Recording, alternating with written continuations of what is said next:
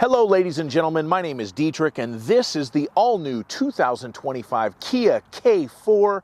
This is Kia's new compact sedan. It replaces the Forte in their lineup and it goes head-to-head with stalwart cars like the Honda Civic, the Toyota Corolla, the Nissan Sentra, and today I'm going to review this vehicle for you so we can find out if it is a strong competitor in the class.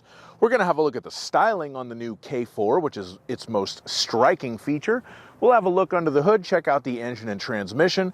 We'll measure out the trunk space, we'll check the passenger room, and we will look at the interior convenience and safety features on this K4EX model. And as always, if some of that sounds good and some of it doesn't, please check the slidey bar down below for timestamps. So we're going to start with the styling on this new K4 because it is a noticeable upgrade, I think, from the styling on the Forte. Not that the Forte was a bad-looking car, but this car really looks special, especially in the class. You have this nice fastback profile that they kind of ripped off from the Kia Stinger that went out of production a couple of years ago. But it does look very nice and kind of makes the car look larger, more substantial, and prettier. I do like the rear taillights as well, and if you look at the rear end straight on, you have these really nice hips that kind of make the car look a little bit more exotic and expensive than it actually is. I do like that view on the vehicle. Who doesn't like nice hips? One other thing that I will point out at the rear end is Kia has raised up the lights that do the turn signals.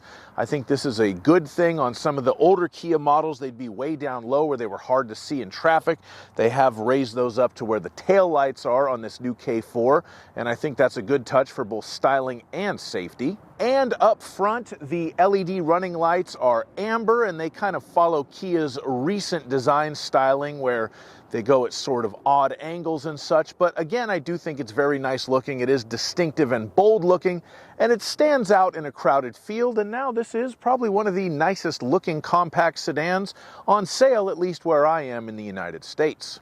Now we're going to have a look under the hood and talk about the powertrain, and this is a complete carryover from the Forte last year. We have a 2-liter 4-cylinder engine, 147 horsepower, 132 torque, hooked up to what Kia calls an intelligent variable auto transmission. That is a continuously variable transmission for those of you who couldn't figure that out. This engine doesn't provide a ton of power, but it is pretty smooth, and in my opinion, it has enough to get this car moving. I have driven it on the freeway and around town a lot, and I think it's fine. If you go with the top of the line Kia K4, you do get a 1.6-liter turbo engine that has more power. So if you'd like to spend almost 30 grand on a car of this size, they will sell you one with a little bit more power. Interestingly, there is no hybrid option available. That puts it at a little bit of a disadvantage compared to cars like the Corolla hybrid or the Civic hybrid. But I'm going to do my fuel economy test on this tonight, so we're going to see what it gets on the freeway. And at some point, there will be a link to that video in the description if you'd like to see what the fuel economy on this K4 actually is. All right, now we're going to measure out the trunk space, so let's just go ahead and push that button to open the trunk. Get our laser tape measure and do just that. The length of the trunk from the bottom of the back seat to the back of the trunk, 3 feet and 5 inches. The width of the trunk at its widest point at the rear of the trunk from there to there is a pretty astounding 4 feet and 8 inches. You could definitely take this car golfing. The width of the trunk at the narrower point in between the wheel wells, 3 feet and 5 inches. The height of the trunk on the inside, 1 foot and 10 inches, and it's not finished particularly well. It's just kind of primered up there, which is kind of what you'd expect on a car at this price point. But we can pull here and here to fold down the back seats. And when we fold those back seats down, we do have a pretty lengthy 6 feet and 2 inches. That's the measurement to the back of that passenger side seat, which is kind of in a mid position right now. So, you know, it could be a couple more, a couple of less. We do have a nice hump right there. So not the most useful cargo area, but if you do need to put something long in there, you definitely could.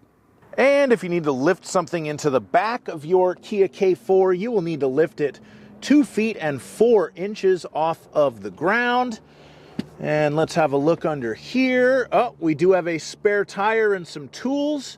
Looks like a space saver spare, but we have one nonetheless. And then we have a nice little handle right here that says pull when we need to close the trunk. So those are the trunk measurements on a Kia K4. Now we're going to check out the passenger space in this K4, and for this measurement I'll use myself. I'm 6'5", so let's see if I can sit behind myself in this new Kia.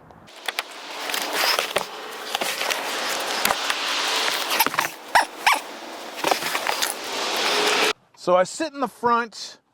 I have enough knee room, I have enough headroom. I'm kind of barely in here, but I'm in here. And when I get in the back,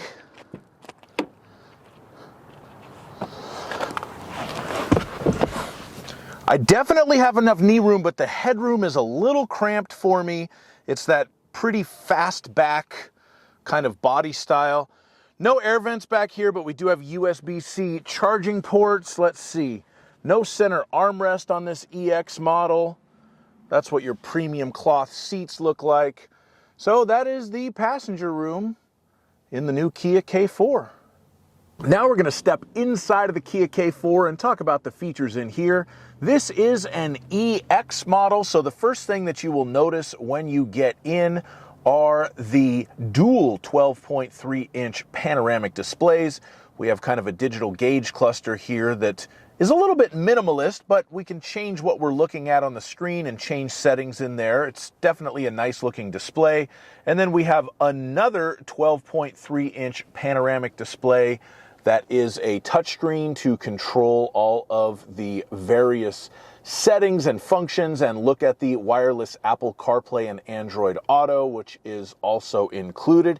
And in between those two little touchscreens, we do have a 5-inch display that's also a touchscreen for the dual zone automatic climate control. You have some physical buttons to affect the dual zone climate control down below to change the temperature for the driver's side, the passenger side, the fan speed, and the mode. But you can also change some of those things, specifically the fan speed, the mode, the sync, all the rest of it up on the little center touchscreen there. So that's a cool feature. I like that. You also have AM, FM, and satellite radio to listen to complement your Bluetooth audio streaming or Apple CarPlay or Android Auto.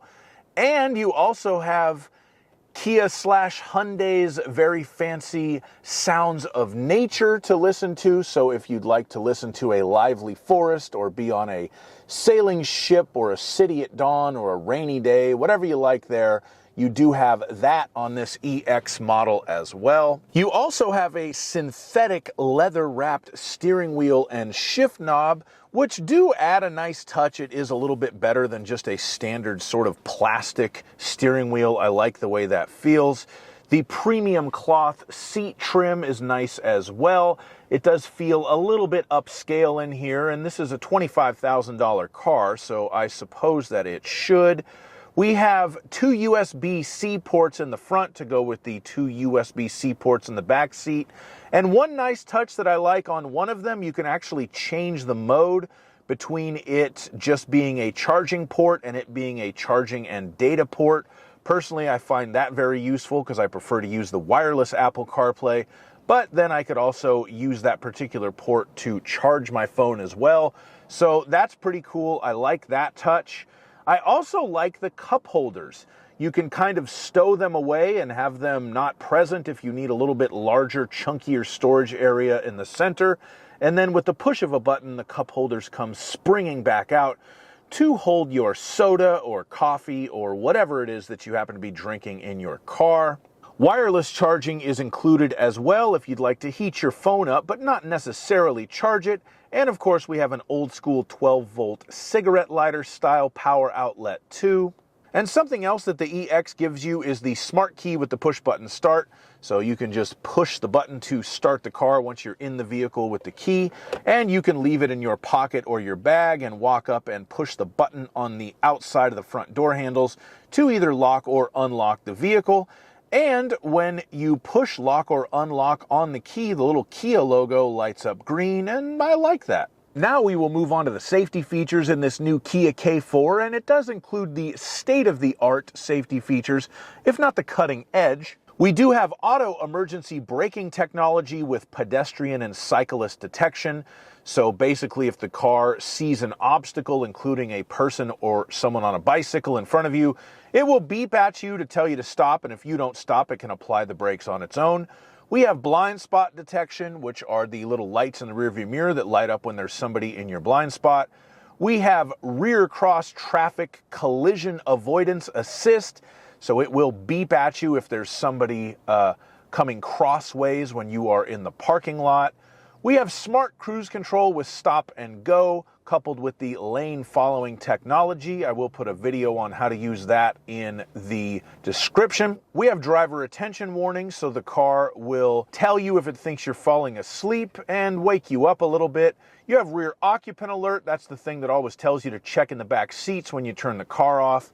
And we have safe exit warning, which uses the blind spot monitor and tells us when we're about to open the door and get out into oncoming traffic. Thank you so much for watching my review of this Kia K4. I do really like this car. I think it's a nice vehicle. I look forward to doing my fuel economy test on it tonight. We'll see how that goes.